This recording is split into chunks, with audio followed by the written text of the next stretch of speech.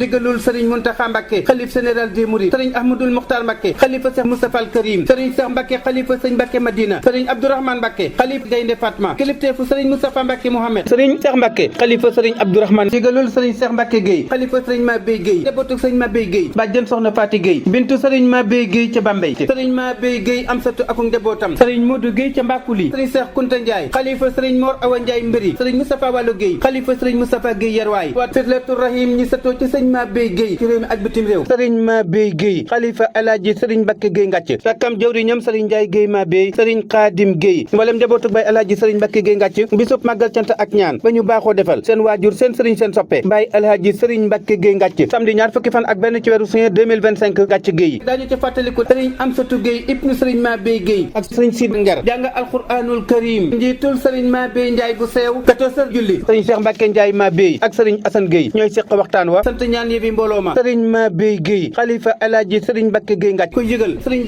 daaray kaamil yi rawati daara yi aju ci kër sëriñ Mabey Gueye njabootu Xaadimu Rasuul bokki Mbàkke ak mbusoobe seex yoon wi njabootu Cheikh Moustapha al Karim njabootu Maam Cheikh Ibrahima Fall sëriñ Fallu Mbàkke ibnu sëriñ Mbàkke Soxna Lo sëriñ Baara Mbàkke Mohamed ba ahi bahil Xadim sëriñ Moustapha Diobé Ndiaye jëwriñu mboolem seex yi bàyyi sëriñ Diop Makhtar président section bu Touba soxna Mam Boussa Mbàkke jëwriñu soxna ya sëriñ Baara Lo jëwriñu jamaatul muridina sadiqina sëriñ Modou Mbaw jëwriñu Ansaru Diin sëriñ Baara Sall jëwriñu diaspora bi sëriñ Xaadim Gay jëwriñu sëriñ Moustapha Gay jëwriñ sëriñ Elimane Wadd ak njabootam sëriñ Elimane Fay ca Kër Seck ba Mboyeen sëriñ Elimane Fall ca Paleen sëriñ Daouda Gueye Bambey sëriñ Talla Gueye Bambey jëwriñu seq organisation ba alhaaji sëñ Mbàkke Gueye Sadex la woon bu dëggal gëm yàlla gëm yeneen ak Seex Bamba fonk ndigal toppoon te waajur yi xalloon yoonu yób di ca daw ba romb maasam nga doon Sadex bu ñëpp di naw kaddu ndigal da ko daa xabtal mu yor fi tugar mu boole Pastef te doon jàmbaar ju soobu te xër ko sopp Seex Bamba ak Seex Moustapha ki rakam topp njabootam ga sëñ Seex taw ba dong la gëm sëñ Seex sëriñ Mbàkke ak Seex Moustapha ko gërëm Seex Moustapha def ko jëwriñ muy ko xellu taxam jiite na seex yi te diine ngor ndigal du ko jam sëñ Mbàkke Gueye yàlla na buur ful leer ya dolli ko yiw te may ko ay njëndi biir aljanna yooyu kër yi kaw te aar njabootam gi ba ñu àggale ay mébétam ko dem ca bis ba ñu faj aajoom mu làq ngërëm la qualité fait la différence